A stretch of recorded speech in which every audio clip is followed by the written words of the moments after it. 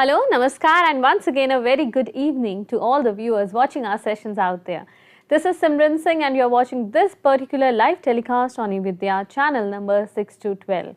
Besides, we have so many different mediums through which you can contribute in our sessions. You can participate in our live interactive sessions with the help of your queries, your messages or your feedback. And another medium is our YouTube channel, as you all know. It is NCRT Official. So it's around 5 p.m. on your watch, and regularly from Monday to Fridays at 5 p.m. till 5:30 p.m. we have our very special sessions for all of you. These are Sahyog sessions where we provide guidance for mental well-being and psychosocial support to all the students, learners, viewers watching our sessions out there. So here we have certain interesting and important topics for all our viewers. So you must be willing to know what are we going to discuss in today's Sahyog session. Well, it's all about taking care of physical and mental well-being during adolescence. And providing us more details and guidance into the session, we are also joined by two guests. So allow me to introduce you with our today's experts. In the conversation we have with us Professor Murthy sir. Namaskar sir, good evening. Namaskar, good evening. Sir, बहुत-बहुत स्वागत है आपका इस सत्र में. Sir is currently serving at Regional Institute of Education from NCRT, Mysuru. Then we also have our practicing counselor for the day, Ms. Bharti Khulashekar ma'am. Namaskar ma'am, good evening. Namaste, good evening. And we also welcome you in this conversation. So viewers, in this live interactive session, if you have any of the queries, you may drop your comments in the comment section or either give us a call at 8800-440-559. Or a specific mail ID for Sahyog is again flashing on your screens. It is sahyog.ncrt@ciet.nic.in. So let's begin our conversation on how we can take care of physical and mental wellness during adolescence. So in the first place, it is very important for us to understand the meaning of physical and mental well-being and why is it so important. Professor Murthy, please help us with that. Thank you very much. See, I hold a view that most of the adolescents presume that the health is a given thing. I don't have to worry about it. Either physical or mental, I can manage everything. This is exactly where we want the young adolescents to understand and appreciate the meaning and importance of physical and mental well-being. Well-being basically refers to feeling positive and being with full of energy. And it is more than being free from diseases. And it is strongly linked to life satisfaction and success. That is also something very important. And put together, it is all about feeling healthy, functioning well. We cannot afford to be dysfunctional. We have to be functional. And it encompasses perception that life is going on very well. And now, when we talk about physical health, it is the next slide. It's about ability to maintain healthy quality life. It allows to perform daily tasks and activities to the best of one's abilities. Could we move on to the next slide, Dr. Bharti? Yes. Ability to maintain healthy quality of life. It allows to perform daily tasks and activities to the best of our abilities. And it also includes absence of unreasonable fatigue and physical stress. Many of us, if you feel that you are very fatigued, there's a physical stress, that is an indication that you are not healthy. Therefore, these are very important. And next slide. Let us understand what is mental well-being. Mental well-being in simple terms can be being aware of healthy living and a satisfying life. We should be aware that we are living healthily and we are leading a satisfactory life. And we have to experience positive emotions, not just negative emotions, positivity, positive emotions. And we should be able to push and develop our potentialities to our best. After all, the whole purpose of development, personality development, education, everything is to work towards understanding our potentialities and to reach to our best, which in psychology we call it as self-actualization, self-realization. That is the ultimate goal. And then mental well-being also covers having a sense of purpose in life. Somebody who is mentally healthy, who has a well-being, will appreciate that he has a purpose in life and he has to work towards achieving that purpose. And nurturing a positive and a healthy relationship is very, very important. That is an indication of a mental well-being. Let us quickly understand what are the problems in physical health, what we feel. Maybe lowered physical activity, increased screen time. This is exactly what we find among adolescents, because now there is so much of screen time for them and indoor activities, they have no energy to go out and do anything. There could be reduced or disturbed sleep patterns. In fact, normally we say about 8 hours of sleep is very, very important. And they may suffer from reduced or disturbed sleep patterns, which is not a nice thing. That is an indication of a physical health problem. Then unhealthy eating habits. That's what I was saying in the beginning. Adolescents think that मैं कुछ भी खा सकता हूँ, मैं कुछ भी कर सकता हूँ, I can manage, I have all energy. These are not the right things. We should be able to take care of ourselves. And lazy lifestyle, some adolescents are very, very lazy. These are the problems that we find in physical health. Next, these things can lead to problems in mental well-being. You know, for those people who are not able to hear me clearly, we have made these slides because you can read this and you can understand. There can be increased anxiety. This is a consequence of all these problems. Or there can be a feeling of sadness or disappointment in all their activities that they do. There is no energy, there is no enthusiasm. They may feel withdrawal, that they are not a part of the mainstream life. Or there can be inappropriate or unruly behavior sometimes, which is also a problem that we get to see in these people. So at this point of time, I would like to conclude saying that it is important for us to understand the physical and mental health issues. Now we move on to the second segment about interrelationship. I think Dr. Bharti will be able to tell us. Of course, sir. So thank you so much for apprising our viewers about the actual meanings of physical and mental well-being. Now it is very important for us again to understand how physical and mental well-being, these two aspects, are correlated or interconnected to each other. So Bharti ma'am, please help us with that. Yeah. See, there is no much difference as we all think between these two, physical well-beingness and mental well-beingness. They definitely interact with each other. For example, there is a depression means there is a decline in immunity system. If there is any mental illness, then fatigue, and then if they have excess anger and anxiety, there is cardio issue. It is buy one get one free. So there is a direct link between our well-being and our physical health. In fact, together, poor mental and physical well-being impacts adolescents' ability to fight any illness for that matter, and even it interferes with making healthy choices. So in simple words, I would say that when their well-being starts to suffer, the physical health will also decline. So what do we call it as physical well-being? So it has to have some features, some characteristics. It will be like if an adolescent is able to maintain a good nutrition and feels strong, the physical strength is good and quite flexible, and maintaining a very balanced diet, a healthy lifestyle, a balanced sleep and rest. If all these things are happening with an adolescent, and we can clearly certify that that adolescent is physically a well-being individual. At the same time, even mental well-beingness has certain characteristics. There should be a good self-acceptance and personal growth, less stressed, less anxious, and then self-confidence, good level, increased self-esteem levels.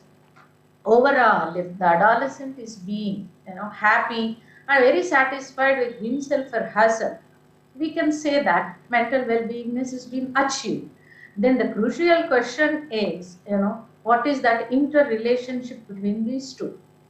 For example, physical activity, if it is good as a routine activity, it definitely elevates moods and reduce stress, and then this can be achieved through occupying in different activities. And then healthy and nutritious diet. It is a boost. It can really boost the mental health to its maximum, because nowadays adolescents, they like junk foods, overeating, skipping the meals. It has become a big issue with them. Definitely it is going to affect their mental well-being also. And then they're not interested because the screen time is more, regular simple exercises it will definitely relieve the tension, anger, or sadness. And then when it comes to sleep cycle, which is very important, if it is not maintained properly, it is definitely going to interfere with the mood variations and irritability what we normally see during adolescence. This is the direct relationship between physical well-being and then mental well-being. uh, how this could be well connected. Maybe, in other words, it can be achieved by connecting better with people around, offering help, kindness, we say gratitude.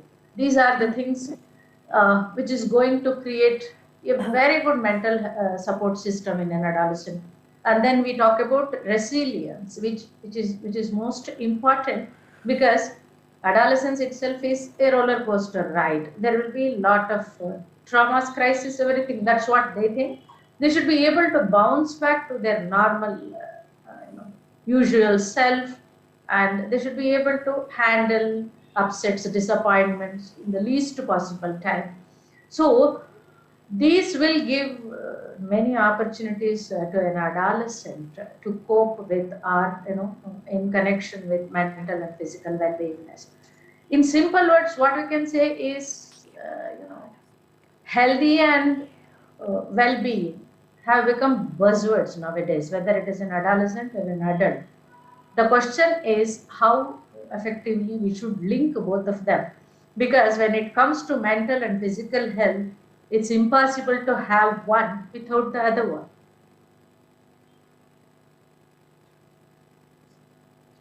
Yes. Yes, ma'am, very rightly you have pointed it out for all our viewers that they are well connected with each other. So if we are physically healthy, of course, we can have a mental peace of mind.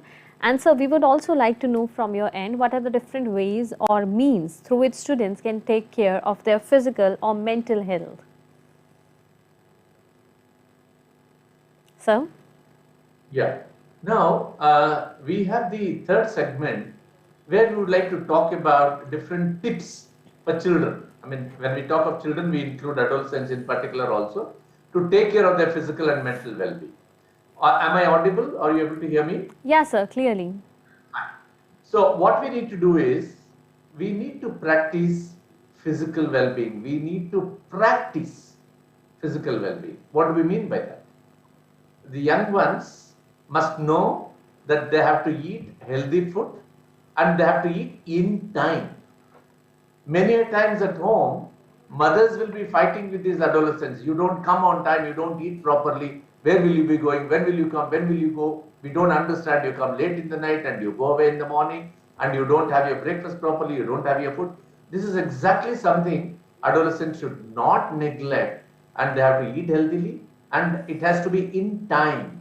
There has to be some discipline in the eating and spending time. Secondly, they have to detox their body at regular intervals. What is easily possible for all adolescents is maybe doing yoga, drinking enough good water, taking fresh air, taking walks. They don't cost you anything though. It is available, plenty for everyone. And they should be able to use this. And they should never, just because they feel very energetic as they get up, they should never think that I don't have to do anything, I'm okay. I will not be okay. This is the time where we have to build our entire resistance and become much more stronger there. And we have to identify and correct our nutritional deficiencies. In fact, many of us may not know what are the nutritional deficiencies that we suffer. We have to talk to the people. In many houses, grandmothers are the experts. They tell you, तुम्हारे लिए ये problem है, ये problem, तुम ये नहीं कर रहे हो, वो कर रहे हो. घरेलू नुस्खे बहुत होते हैं. There are so many things which we can learn from our grandmothers, but we should pay heed to that. We have to talk to the experts concerned to understand the nutritional deficiencies, and we should correct it at right stage. Then exercise. Regularly we should have our own routine depending upon what is my requirement. Therefore, we need to talk to the people, specialists, and then understand what kind of exercises are okay for me, what is required, what is essential, what is negotiable, what is non-negotiable, I should know. Then Most important thing is regulation of sleep and wake cycle. When do I sleep? When do I get up? How many hours of sleep? Where? I mean, many of us are careless here. I'm telling you, we are very, very careless.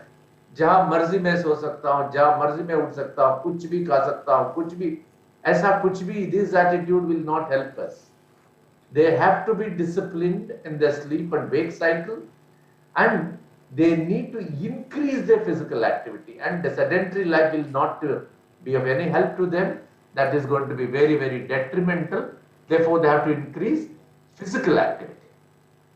About developing mental wellness, some of the tips.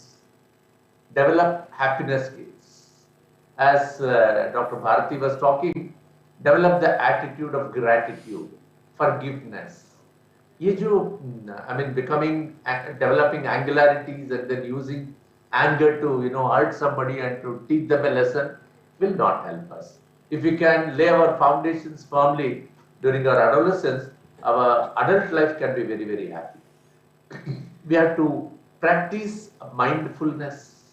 By mindfulness, we should know what we are doing, whether whatever we are doing is okay, it is healthy, it is going to be useful to the people. All these conscientious elements we should be concerned about, and we should do only those things, and we should foster positive thinking. Therefore, सत्संग जिसकी हम बात करते हैं, बुढ़ापा पे बात करते हैं, ये हर उम्र में चाहिए. हमारे हम उम्र वाले कौन हैं? Are they good people? Do they cast good influence on us? Is very important. Therefore, our decisions in making good friends and calling somebody as my friend is a very important decision that we have to take in adolescence. Then we should acquire resilience. Dr. Bharti was talking about it. Resilience is a buzzword, and the whole world is now busy with resilience counseling and developing resilience. Resilience is the ability to bounce back to normalcy when our balance is upset. This is where most adolescents lose their cool and आपा खो बैठ जाते हैं and then गड़बड़ में फंस जाते हैं. ये नहीं करना चाहिए. So we have to develop resilience, and we have to cultivate strong bond with family members. And we all know during adolescence we become emotionally very disturbed, and we get into lot of altercations with the family members, and we distance ourselves. We want outside world, especially our friends, to be our everything. No, it is important that we cultivate strong bonds with our family members. So the tips for students for self-care: get your exercises daily, at least 10 minutes walk in open, eat a balanced diet at regular intervals, get enough sleep, at least 8 hours of sleep you should have. And we are all fascinated in this time to have junk food. Avoid as far as possible. Practice relaxation techniques. We should know what can relax me. For some people, going for swimming can make them feel relaxed. For some people, seeing comedy nights with Kapil Sharma can make them relax. I enjoy watching comedy nights with Kapil Sharma. That can relax me under tensions and situation. For some people, listening to good music can relax. For some people, eating well and sleeping can. So we should know what can help us to relax, and we should use it. But it should all be helpful, and it should not spoil. Whatever techniques that we are going to do should be developmental. It should be supportive. Then we should also learn to plan our leisure time activities and use our leisure time to relax also. It is good. We need to relax, and we should develop healthy mental habits, and we should focus on positives and possibilities, and let adolescents talk to their parents and elders about their troubles, whatever troubles and confusions that they have. They should also be able to ask for help if they are unable to handle things all by themselves. It is nothing wrong. Ask, you will get it. So these are some of the tips I thought we should be able to share, which should be able to help our adolescents in making their lives comfortable. I'm done at this segment now. Of course, sir. Thank you so much for sharing these important details with all our viewers, and you have appropriately pointed it out, highlighted that it is very, very essential to lay a strong foundation of healthy lifestyle, especially during our adolescence years. And I do believe that the responsibility is also borne by our parents, by our teachers, by our caregivers. so that we could ensure a happy and healthy lifestyle. So ma'am, I would like to ask you, what is the role of parents, teachers or our caregivers in guiding the children or students to develop a healthy lifestyle? Yes, the teachers and parents' role. We all know that it is very important and vital one. A child is born with a life script. Okay, the child is the hero, and then we all of us are around playing a very significant role in shaping a child's life. So, if at all, as parents and teachers, if we are playing our roles very effectively, then we can look for all these signs. If I play my role effectively as a mother, as a parent, as a teacher, as you said, caregiver, support system, then I can look for all these signs in a healthy adolescent. For example, if an adolescent is feeling very happier, very confident about himself or herself, and if that adolescent is willing to try, because in my practice I see a lot of adolescents who have fear of failure, so they don't want to try, they don't want to attempt at all. So this has become a major concern. So an adolescent, if healthy both physically and mentally, should be able to willing to try, and even if he or she fails, it is okay, and should be less anxious. So these are all my roles and responsibilities to make my adolescent, feeling less anxious, and whatever is the outcome. And then even if there is a failure, look for positive sides of the situation, and even with the people. Instead of cultivating a habit of criticizing or commenting people, look at the positive aspects. And then if an adolescent is very enthusiastically involving in all the activities, having a sense of purpose and achievement, as Murthy sir said, it is relaxing well if an adolescent has learned. If we as teachers and parents are able to develop that particular skill of relaxing and have a good sleep cycle, which is very important, and wake up very fresh, show a sense of responsibility and belongingness towards the family. I just want to add one thing over here. Many parents complain that our adolescents live in the house, the home, as guests. They are not interested in any transaction in the family, any responsibility they don't want to involve. But in return, we will have to do a retrospection, self-introspection, whether we are involving them for in all the responsibilities and transactions. If an adolescent is failed, then parents and teachers are also failed, because we have not produced them in vacuum. They are our products. If you see any illness, whether it is physical or mental, it is being given by us, it is being modeled by us. So, and then very important role is, show the love and affection the way child likes. I like this statement very much, because a mother tells me that I get up early in the morning at 4:30 so that I can prepare varieties of food for my child, different breakfast and a fresh lunch, and then evening a different snack. Dinner is yes, Bharti ma'am, you are sharing certain important details with us, but due to paucity of time, I'll have to request you to conclude the conversation. Yes. And then, so nowadays we will have to keep it in mind that what exactly they call it as love and affection, we will have to give them. And then we will have to show interest in all their activities. Then only I am playing my role effectively. Appreciate, compliment, even a small effort, even if it goes wrong, even if it is failed, it is okay. Then highlight the strengths instead of criticizing the failures. Work with them. Work with the problems, not with the adolescent. So that is what I would say. Then only we can get satisfied about it, that we have played a very good role in their life, because we are going to have an immense contribution and responsibility in shaping their lives. Of course, ma'am. And I'm pretty sure that all our viewers and learners watching this session, they'll take a note of all the important details that have been discussed for all of you. So thank you so much, Bharti ma'am and Professor Murthy, for being a part of this conversation and apprising us about how we all can take care of our physical and mental well-being, not only for adolescents, but it is important and essential and impactful for everyone. So all the viewers who have connected with us in this particular Sahyog session, stay connected, because we have our upcoming session for all of you. So So keep watching eVidya channels. Now it's time to say goodbye for me, but take very good care of yourself. Namaskar.